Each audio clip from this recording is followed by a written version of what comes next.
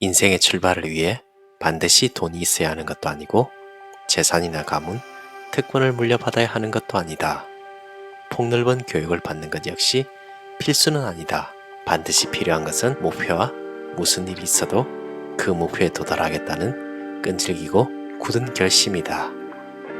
토스카니는 지휘할 때 악보를 볼 수 없을 정도로 근시가 심했고, 바이른은 안장다리로 태어나 다리를 절었고, 호모와 밀턴은 시각장애인이었고, 월트 스콧과 루스벨트는 소아마비로 다리가 불편했으며, 베토벤은 청각장애인이었고, 스토예프스키와 모파상은 간질 환자였다. 위대한 기업과 산업 분야의 리더들은 대부분 명석한 두뇌가 아닌 인내심과 끈기를 가진 사람들이다. 그들은 결코 포기하지 않기 때문에 패배할 수 없다.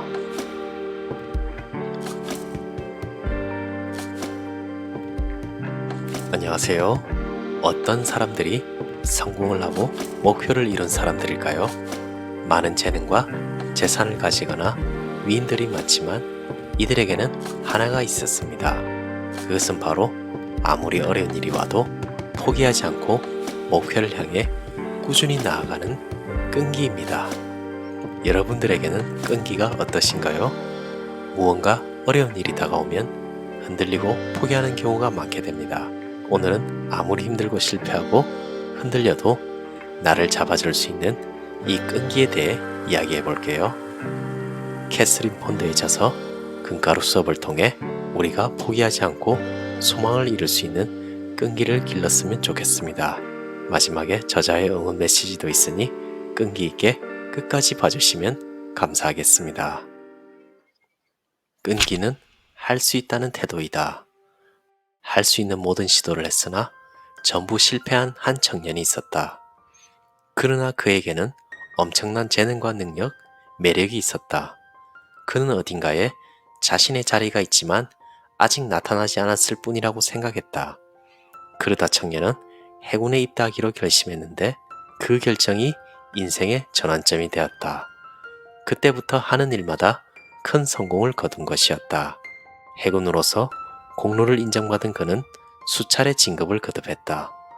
그리고 최근에는 자신의 지휘관에게서 할 수 있다는 그의 태도를 칭찬하는 편지를 받았다.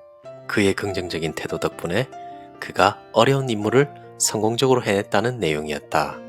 지휘관은 또한 그에게 모든 임무를 대할 때 할 수 있다는 태도를 계속 유지하라고 조언했다. 끈기의 법칙은 쉽게 설명하면 할 수 있다는 태도이다. 많은 사람들은 할 수 없다는 태도를 고집하는데 이는 반드시 실패로 이어진다.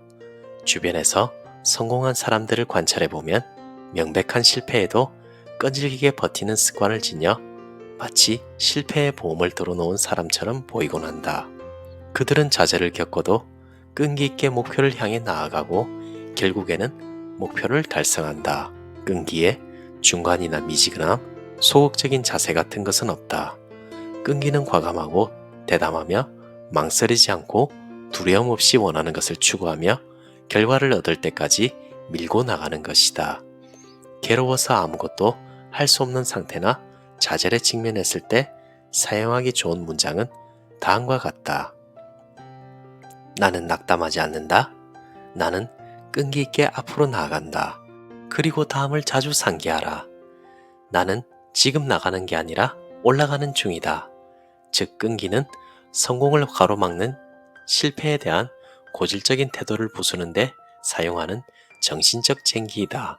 패배감을 떨쳐낸 사람은 할 수 있다는 태도로 나아갈 준비가 된 사람이며 이러한 태도는 당신에게 성공하는 방법을 보여줄 것이다. 실패는 성공의 서막이다. 실패는 대개 더 큰 결과를 얻기 위해 노력하는 성공이고 끈기는 당신이 더 큰 결과를 경험할 수 있도록 돕는다. 나는 수년간 전기 간행물에 영감을 주는 기사를 써오고 있었다. 그런데 어느 날 그야말로 난관에 봉착했다. 제출하는 글마다 거절을 당해서 내 글쓰기 경력은 여기까지인가 하는 생각이 들었던 것이다. 주어진 상황의 의미를 고민하고 실패가 주는 감정과 끊임없이 싸우며 좌절하는 시간을 보냈다. 몇 달 후 내가 불을 끌어당기는 생각의 법칙을 발전시키기 시작하면서 기사를 거절당했던 것은 내가 충분히 크게 생각하고 있지 않다는 것을 알려주는 신호였음이 명백해졌다. 기사가 아닌 책을 써야 할 때가 온 것이다. 거절 통지서들은 나를 위해 크게 태어나려던 성공이었다. 그때부터 이 책을 포함하여 다른 많은 책들에 대한 아이디어가 떠오르기 시작했다. 처음에는 기사도 거절당하면서 어떻게 책을 써서 출판할 수 있겠어? 라는 생각이 들었다. 그런데 불을 끌어당기는 생각은 정반대의 태도를 고집했다. 보다 높은 목표를 세울 때라는 신호라는 것이었다. 내 기사가 계속 받아들여졌다면 나는 아마 그 수준을 넘지 못했을 것이다. 덕분에 나는 포기하기를 거부한다. 나는 굳건히 꾸준히 끈기 있게 계속한다는 태도를 유지할 수 있었다. 누군가는 실패를 뒤집으면 성공이 된다고 말했다. 나는 그 말을 믿는다. 끈기를 가지고 어려운 일에 직면하라. 일시적인 노력은 별 의미가 없다. 당신의 여정에서 어려운 경험이 나타나면 끈기를 가지고 그 경험을 마주하며 성공이 나오기를 기대하라. 어려운 상황이 닥쳤을 때 결코 부드러운 방법을 사용해서는 안 된다. 어려운 경험을 부드러운 방법으로 맞서는 것은 무딘 칼날로 딱딱한 땅을 가려고 드는 것과 같다. 반쪽짜리 방법으로 어려운 문제를 해결하려고 하면 진전을 이루기 힘들다. 포기하기를 거부하는 끈기로 어려운 문제에 직면하라. 그 경험을 통해 축복을 받겠다고 고집하라. 과감한 용기와 대담함으로 문제에 맞서라. 숨이 가빠지는 경험을 해본 사람은 호흡을 회복하기에 일반적인 호흡으로는 충분하지 않다는 사실을 알고 있을 것이다. 그때 당신은 더 많은 공기를 마시려 애썼을 것이다. 마찬가지로 실패가 명백한 상황에서 낙담하지 않고 성공할 것이라는 믿음을 붙잡지 않으면 패배와 실패의 늪에서 영원히 허우적거릴 수밖에 없다. 윌리엄 제임스는 두 번째 바람 이론을 발전시켰다. 그는 첫 번째 바람을 넘어서 보람과 환희의 두 번째 바람을 맞을 때까지 달리라고 조언했다. 즉 피로가 몰려와도 계속 달리다 보면 갑자기 새로운 힘이 솟아나 두 번째 바람을 맞을 것이고 나중에는 세 번째 바람, 심지어 네 번째 바람도 맞을 수 있음을 발견한 것이다. 새로운 에너지는 새로운 힘과 승리를 만들어낼 것이다. 마치 보이지 않는 동반자가 함께하는 것과 같다. 긴급 상황이거나 도움이 절실할 때 평소에는 절대로 발휘되지 않았을 잠자고 있던 힘이 방출된다. 이러한 도전의 시기가 온 것은 당신 안에 있는 위대한 힘이 당신을 위해 그리고 당신을 통해 일하기를 원한다는 신호이다. 뒤돌아보지 말고 앞만 보라. 실망이 당신의 앞길을 가로막는다면 최선을 다해 그것을 극복하고 계속 나아가라. 뒤돌아보지만 않는다면 어떤 부정적인 경험도 당신을 막을 수 없다. 목표를 향하는 비전을 되찾고 현재 가장 논리적으로 보이는 방식에 따라 목표를 향해 나아가기 시작하라. 목표를 이루기 위해 직접적으로 할 수 있는 일이 없어 방황하고 있다면 목표를 향해 나아가고 있다는 느낌을 줄 수 있는 작은 일부터 시작하면 된다. 그런 일들을 해나가다 보면 더 큰 기회가 나타날 것이다. 큰 걸음이든 작은 걸음이든 한 번에 한 걸음씩 내딛는 것만으로도 충분하다. 한 걸음을 내딛으면 그 다음 또 그 다음으로 이어질 것이다. 한 남자가 들려준 끈기를 가지고 앞을 내다보는 것의 중요성에 대한 이야기가 떠오른다. 날씨가 따뜻한 어느 토요일, 어린 그는 아버지와 함께 차를 타고 마을로 향하고 있었다. 첫 번째 교차로에서 멈춰선 그들은 한 공직 후보자의 연설을 들었다. 후보자는 사람들에게 자신의 아버지와 할아버지가 그 지역의 정치 지도자였기 때문에 자신 또한 공직에 당선되어야 한다고 말했다. 그는 정치인 집안 출신인 자신만이 주민을 위해 봉사할 수 있는 최적의 자격을 갖춘 사람이라고 주장했다. 다시 차를 출발한 소년과 아버지는 이번엔 또 다른 교차로에 이르렀는데 그곳에서는 두 번째 공직 후보자가 연설을 하고 있었다. 그 역시 자신의 가족이 오랫동안 정계에 종사해 왔기 때문에 주민을 위해 봉사하는데 유리한 배경을 가지고 있다고 주장했다. 그 다음 교차로에서 둘은 세 번째 후보자의 연설을 들었다. 그 후보자는 이렇게 말했다. 저는 평생 공직에 출마한 적이 없습니다. 또한 제 가족 중 누구도 정계 이력이 없습니다. 하지만 저는 이 지역 주민들을 잘 섬길 수 있다고 믿습니다. 왜냐하면 어디까지 왔느냐보다 어디로 가는지가 더 중요하기 때문입니다. 결국 선거에서 당선된 사람은 세 번째 후보자였다. 당신이 과거에 어디에 있었던 어떤 경험을 했던 이루려는 목표를 정하고 그것을 향해 꾸준히 노력한다면 승리할 수 있다.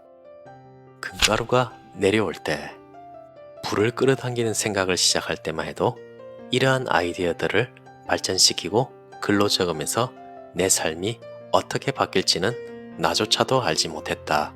경제 침체기에 불을 끌어당기는 생각에 관한 강연을 하면서 이 책의 자료를 개발하기 시작했을 때 나는 아들과 단칸방에서 생활하고 있었다.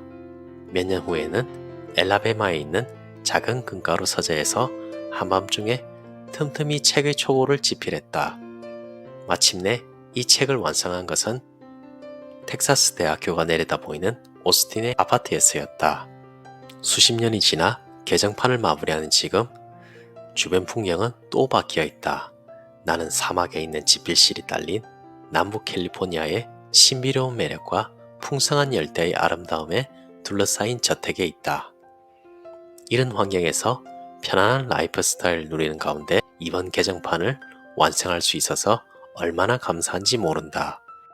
나의 오랜 경력을 지켜본 주변 사람들은 이러한 것들이 당연한 성과라고 생각할지 모른다. 하지만 부의 법칙을 발견하고 활용한 덕분에 과로와 저임금에 오랫동안 시달렸던 내가 막막한 관한과 절망적인 삶에서 벗어나 현재의 축복을 누릴 수 있었던 것이다. 당신도 할 수 있다.